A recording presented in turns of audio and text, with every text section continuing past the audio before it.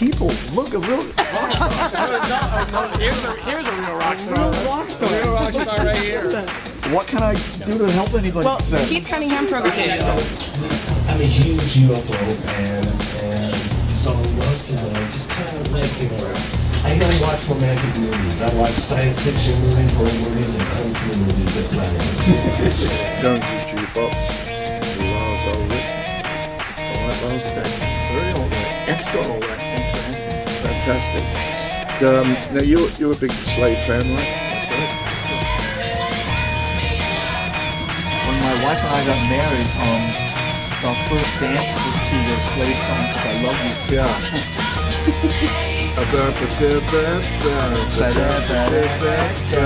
I love you. Are we gonna play Sweet? We're gonna play some Sweet? Come on. What song is it? Hellraiser. Hell yeah! Take it away, son. Smaller places, bigger places, wooden floors, metal floors, glass floors, whatever. All those things would affect your guitar sound. Now I can just model my guitar sound in this thing called a fractal, and every time it comes out of my speaker, it's always the same sound. I started playing acoustic guitar, and primarily sort of nylon string acoustic. And that fingering, and when I discovered that the bass was a funky instrument, and that's where all those funky grooves, whether it was Led Zeppelin or Motown, was coming from, I started to want to play bass, and we listen to everything. So my kids are experiencing, Miles Davis and Public NWA. My kids don't curse, they just don't. We don't tell them not to, but they don't. But then the music they listen to. That's because they're like crazy. What I was laughing at was that Hardwire comes out, and it's like top 3 or top 5 or something like in 105 different countries. I can't name like 30 countries. I know it's pretty nuts. Like a record store dating at Rasmussen's was probably, I'm assuming it was up in the Bay Area, close to where you guys came on the scene. Literally in the backyard. 10 minutes from where we started. And then after you went to where the Metallica house used to be, and you were talking about how all the other boys are there. It was fucking surreal. I mean, it was, we were in that house for, 3 years? There's a band called Trespass. Or Trespass, as they say. I find Raven was like that for me. I loved Raven in 85, 86. There's a band called Nighttime Flyer. Okay? They had a song called Heavy Metal Rules. I mean, it is one of the great anthems. Rock and roll, a 4-letter words. Listen to this guitar solo that comes in before the second verse.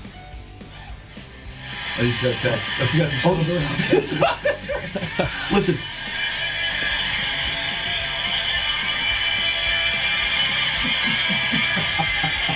Talk about obscure. They had one song. They didn't even have a single. There was no B-side. Well, about 1 million people just heard that song, I'm telling you. So there he goes. The Silverwing reunion is happening. Dude, this has been great, man. I know you got lots of stuff to do. We'll have to do a part 2 of just talking. You know what? I could sit here and talk to you all day. Oh, this is so awesome, just having a conversation. Let's, you know how we said 6 months ago we were going to do this? Yeah. Let's do another handshake. Let's do this again. We will for sure. Absolutely. Lars, Awesome. thank you so much, man.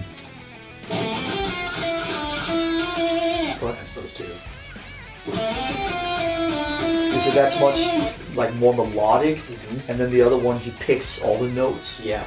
So it has a different kind of feel to it. So little things like that. The fallback position is just where you left off. If you don't talk about, where we're going to go, then you just end up going in the direction you've always gone. Do you know what I mean? Until you. God, what a sound bite that was. Pretty good. Oh, okay. Make a bumper sticker out of that. Flying Burrito Brothers. Oh, yeah. Someone painted that in the first year of the podcast for us. We put it up on the wall.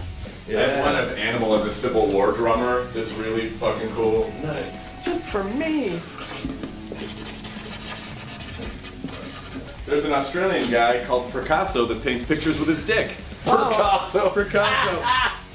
Yeah. What's up, man? Pleasure. Thanks for doing this. Nice to meet you.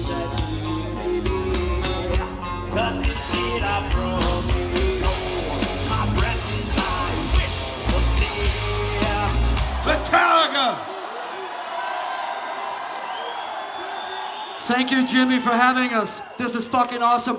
For some of you, we'll see you tomorrow night at the Fonda, all right? See ya! Oh, does it get better than that? Come on!